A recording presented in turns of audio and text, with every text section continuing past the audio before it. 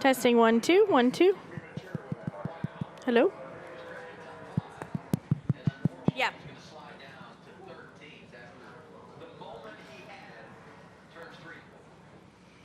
All right, we're going to go ahead and continue to roll into our media availabilities here at Nashville Superspeedway. We've now been joined by Chase Elliott. Chase, thank you so much for joining us. Appreciate you spending some time with us. We'll go ahead and open up for questions for Chase. If you have a question, raise your hand. We'll work to get a microphone to you. We're going to start up front with Jordan. Jordan Bianchi, The Athletic. What's Alan been like kind of through this season and kind of the ups and downs and everything that you guys kind of thrown your way? Yeah, it's definitely been not normal for sure over the first 6 months of the year, but you know, it's reality where we are now, and for me, just focused on the only things I can control, which is what's ahead and what's in front of us right here. So, really, no need to complicate it more than that. I mean, obviously, if I could go back and change a lot of the things, I would, but I can't. So we'll just try to make the most of these next 10 weeks or so, and try to get in the show. What have you seen from Alan kind of leading this team this year? Anything different, same approach, anything of that nature? Yeah, I mean, it's obviously he's had a challenge, and I've put him in that situation more this year than I would have liked to, for sure. But yeah, look, he's a top-notch guy first and foremost, and he's a good leader. And he's somebody that has enough experience to be able to plug someone into his system. That was really all I did when I came in. I was just plugged into the system that he already had created, and I think that's a good thing. So it's really always been the same. Our approach has been the same. Our prep has been the same. Obviously, we talk about different things, but just that week-to-week schedule is very similar, and it has been for. This will be 8 years at the end of this year. So I think it's a good approach, and I think he's led our team really well through a tough situation. So yeah, obviously still a lot of season left, and a lot of opportunity to get things going like we want to. But I think he's done a great job, as I've always thought really about him, and looking forward to continuing to go to work. All right, go ahead. Hi, Chase. John Burton, News Channel 5 here in Nashville, WNSR Sports Radio. Just curious what you remember about last year's race with the weather delay and being able to grind it out and come out on top. Yeah, it was good. I remember it being really good for us. We started the race last year and we were actually pretty bad. And usually when that happens, you start a race and you're struggling. That doesn't typically get better. And with the rain, I think we ended up having a bad pit stop there at one point, and we just decided, hey, we're just going to take some time, try to think through some adjustments and do some things that we wouldn't necessarily do during a normal situation, because you would lose a lot of time on pit road doing it. So, yeah, we just kind of, I don't want to say swing for the fence. It was a thought-out process, but we just took the time to do what we thought we needed to do, and fortunately we hit it, and hit the nail right on the head. I couldn't really ask for much more after that. It was crazy. I'm not sure I've ever been a part of a race that we were that bad, and then we were all of a sudden that good. So, yeah, hopefully we missed the bad part and we can just be good. But a lot's changed, in the course of a year. At this point last year, I think we were running better, as it pertained to just the results on track. And I think people's approach kind of changed throughout the year, and that's where we started struggling a little bit, was really right after about this time last year. So just been trying to kind of scratch and claw and get back to where we need to be and catch up to where we feel like everybody else got a little better. All right, we're going to go Bob, Holly, and then Teresa. Go ahead, Bob. Bob Hawkers, Fox Sports. I had two. The first, last year went from day to night because of the delay. This year will go kind of day to night because of the time of the start. Did last year give you any indication of how the track will change, or with the weather, is that totally not comparable? I don't think so. I remember last year, just kind of thinking back through it. We were already moving up the track. The racetrack was really widening out before the sun went down, before that last rain delay, if I remember right. I thought we started moving up, and it started to get really wide, and then the race kind of looked like that for the rest of the night. So I personally don't think it'll change a whole lot. You know, I think they said they did the same track prep to the surface, so I think if that's the case, it will move up at some point. There was a lot of pace when we moved up the track last year, so I think you'll see more of that. But I don't think it'll change much day to night, other than just be a little nicer for the fans and the people watching here. And what do you want to see next week at Chicago? For what would make that, do you feel like, for it to be a good event? Does it just need to have some excitement? Does it need to be a good race? What does it need? I don't know. That's a good question. I mean, I think it depends on which hat you're wearing. You know, if you're wearing a competitor's hat, for me, it's us going up there and trying to put ourselves in position to win. From a fan standpoint, you know, you're tapping into a part of the country that I think has a lot of race fans, a lot of NASCAR fans, but into, you know, city limits that a lot of those people might not typically come out to Joliet or somewhere up there like would have typically been the case. So for them, I think it's about it being a good event and it being exciting for them, and there being a lot of stuff going on for them, and they feel like they're at the event. That needs to feel like the event that weekend over a Cubs game or whatever it may be. So I think that would make it successful from a promoter standpoint. You know, from the racing side, I don't necessarily think I have to leave the racetrack and think, oh wow, that was a really great race for it to be successful to the viewership or the people that show up in attendance. All right, Holly. Hi, Chase. Holly Kane with the NASCAR Wire Service. I wanted to ask you a little bit about the concept of perseverance. Does this season, because you haven't got that win quite yet, are you guys talking about, as you mentioned, just keeping things the same as you would always go about it, or is there a little extra sense of, come on, guys, let's rally, let's show what we can do when we have to, you know? Not really, honestly. I mean, I feel like, you know, a lot of times when you put yourself in those situations, it doesn't always get better when you're 11 out of 10, right? I think just being in that nice sweet spot of pushing but not pushing too far, and pushing yourself and your team but not pushing them too far. So I think there is a balance there where I feel like we have done the best and we've had the best results, and I think that's just where we need to stay, personally.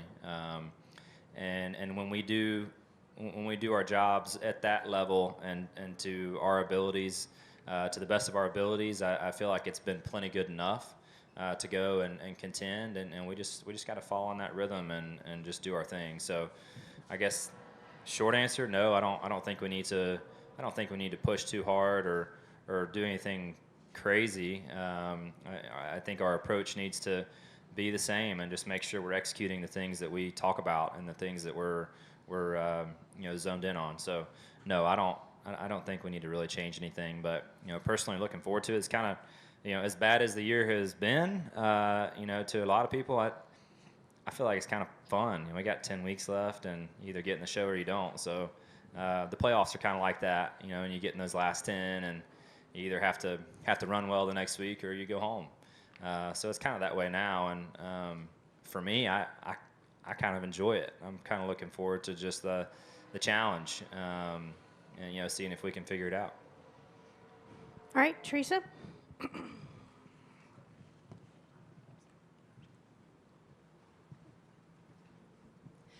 Teresa Walker, the Associated Press. So it sounds like, Chase, you don't see this as pressure, but maybe coming off of the week off, coming back to a place where you won last year, kind of a perfect combination to just reset and do a playoff chase at this point? Yeah, I think so. I mean, Sonoma was a nice run for us. We didn't win or anything, but I thought we had a good solid weekend. We got in the second round to qualifying. That was a great thing. We haven't been doing a lot of that for quite a while, so. Yeah, just thought we did a lot of little things good last weekend, and I felt like I just kind of plugged right back into a good stride and a good cadence, and I think that cadence and that stride that we executed the weekend with in Sonoma can result in great results from here to Daytona. So yeah, like I said, we're in a tough spot, but I think it's a great opportunity to go and have some fun and embrace the challenge, and that's really kind of where my head's at. All right, we're going to go to Chris in the back. Then we'll go to Mark and then make our way toward the front. Go ahead. Thanks. Chris Harris at WSMV4. Chase, you talked about what it was like last year, and I don't know how much you can maybe take from that since the surface was different, but I was just wondering if you could just kind of speak to the evolution of figuring out how to race on this concrete oval the last couple of years, and what's that been like? Yeah, I mean, this track, I would say most of the Cup Garage had a lot of laps at prior to running this race, probably more than we had at any other new racetrack that we have gone to over the last couple of years, because this was a testing facility for us, and we came here a lot in the winter. I mean, even before I was driving in Cup, we came up here and tested a bunch on the Xfinity side, and I did some tests with with the 24 team actually when Jeff was still driving too. So this was a place that was a really hot stop for everyone. To come up here and run at. It was a place that you could come repeat lap time. It wasn't super hard on tires. It was just a popular testing facility. So, I don't really think anything has jumped out at anyone because of that. So it's just been about, putting together a good weekend and finding your balance. No different than anywhere else. All right, Mark, go ahead. Mark Garrow, PRN. One question relating to the fairgrounds. It's getting close, right? They're getting into the final stages of it. How do you feel about that race eventually? Somehow, this working out and getting NASCAR and the top series to the fairgrounds, and what do you say to the naysayers that just don't quite know how to feel about it in Nashville? Yeah, I mean, obviously, I'm on one side of the fence, so in fairness, I probably don't see the whole picture. I see a great opportunity for our sport to go and shine at a place that can never be recreated. We're never going to race inside the city like that at a facility. And we're going to do the Chicago thing, yes, but that facility is just perfect, and you're not going to get inside a city like that and tap into that market with that cool of a racetrack. Likely, I just don't see it ever happening. So. I mean, to the naysayers, look, it's probably going to be one event a year. I mean, you're talking 1 or 2 days a year that facility would be as busy as these facilities become when NASCAR comes into town. So, at the end of the day, I don't think the traffic or the things going on is going to be any different than the soccer stadium that is almost touching the back of the grandstands, right? When they have a soccer game, I'm sure traffic's bad, and I'm sure it's a bit of a hassle. But I think it would be well worth it, and I think it would be exciting for everyone in the town, in the city of Nashville, to go and to visit a facility like that and really see NASCAR shine at a short track, at a place that has a lot of history, and a place that I think could be the best stop on our schedule, hands down. So, obviously it has my vote. I've been saying that for years, and I've had the opportunity to race there in some other divisions, and I just think it would be, it's where we belong, for sure. This is a nice facility, and it's nice to get in the Nashville market, kind of, but it doesn't hold a candle to what that could be and what it should be. And a quick question on this year.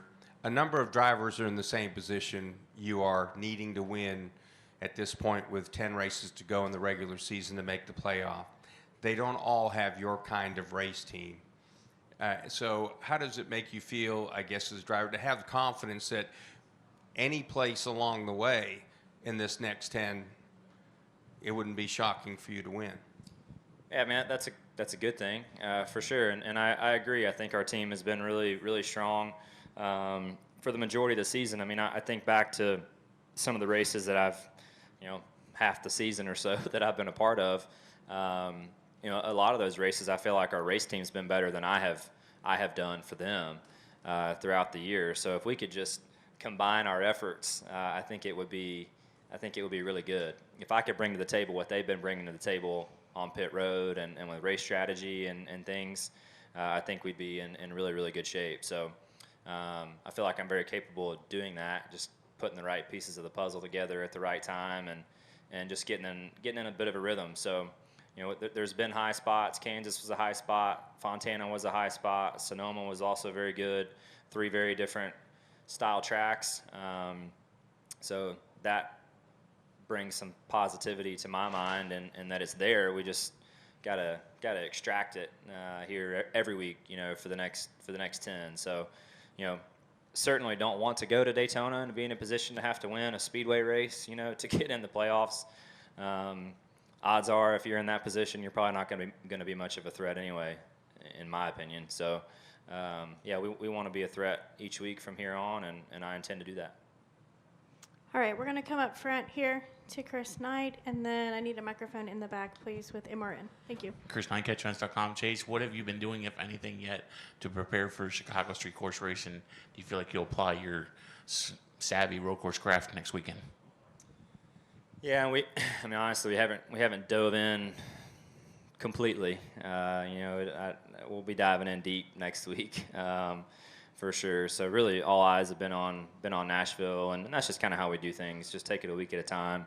I think it's very easy to get too far ahead, but outside of just running some laps on iRacing and really just to familiarize myself with literally what turns are where. That's the biggest thing I think I can do for myself right now, and certainly going to dive more into that next week and start talking about setup stuff and things that we feel like we need to do well out there to be good. So yeah, it's gonna be different. From my understanding, the surface is pretty rough, a lot of 90-degree corners. I'm sure it's gonna be very hot. All those things certainly are a factor. But yeah, we'll dive in next week and go to work. All right, go ahead. Trey Downey, Motor Racing Network. Chase, in a couple weeks when we go to Atlanta, it'll be a night race this year. Do you think it being a night race will change it at all? No, I don't think it'll change the racing itself, but I think rightfully so. I think it should be a night race, much like the majority of these summer races should be. When I saw this race was a night race and Atlanta was a night race, I'm like, dang, was somebody actually listening to something that I said?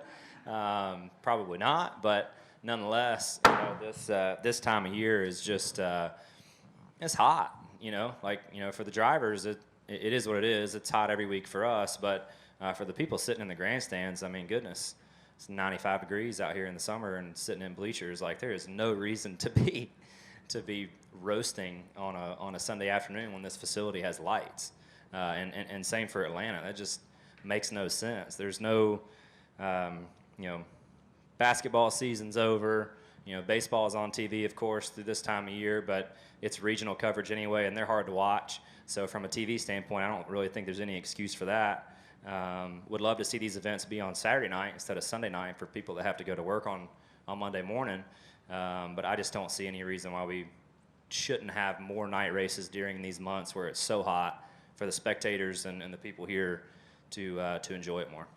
And then this stretch last year was kind of when you pulled away for the regular season championship. Is there a race over the next 10 that you feel more confident in others as far as pulling out that win? No. I mean, I would like to think that we can have a good shot any week, honestly. But yeah, no. I mean, I'm just taking it a week at a time right now, honestly. And there's been tracks over the years where I'm like, yeah, we should be good there, and we go and we run terrible. So me thinking that doesn't get me very far anyway, so I try not to bother. All right, we're going to take one final question. Steven Stump, frontroof.com. Chase, it seemed like last year you mentioned how it was a rough start. It seemed like once it turned to dusk and then darkness, it seemed like your car came to life. Do you feel that it being at night this year will be kind of more suited to you and your team? I mean, historically, we've run. I don't know. We've had some good runs during the day too, so that's tough. But honestly, thinking back to last year, in fairness, I thought we were really pretty good there before that last rain delay. We were just way back in the pack, but I was really happy with our car, so I don't necessarily think that had a whole lot to do with it. Okay. And then you also mentioned about how you feel that a lot of races in the summer should be at night. Is there any tracks in particular that you'd want to see a night race in the future? any of them that have lights or any of them that don't have lights. I'd love to see them have lights, so we could do that. But that's just my opinion. I mean, I certainly think there's a place for Sunday afternoon events and Sunday afternoon races, but it's just you get in these months. I just personally think it would be a more enjoyable environment for people to come watch and to spectate and to have a better time ultimately. I mean, from the TV standpoint, you're sitting at home and everybody's sitting in the AC that's watching the race likely, but for the people at the racetrack, I do think it is nicer, and I think the energy level is higher too. Granted, I also believe that less is more. So, if you have night races all the time, are the night races as cool? I don't know. I mean, I think there's definitely a balance for all that, but I would certainly like to see more of it, and I was super happy to see that we changed these again. No reason not to with what's on TV, what's not on TV, and what you're up against. All right, thank you. Yep. All right, Chase, thank you so much for spending time with us. We wish you the best of luck this weekend.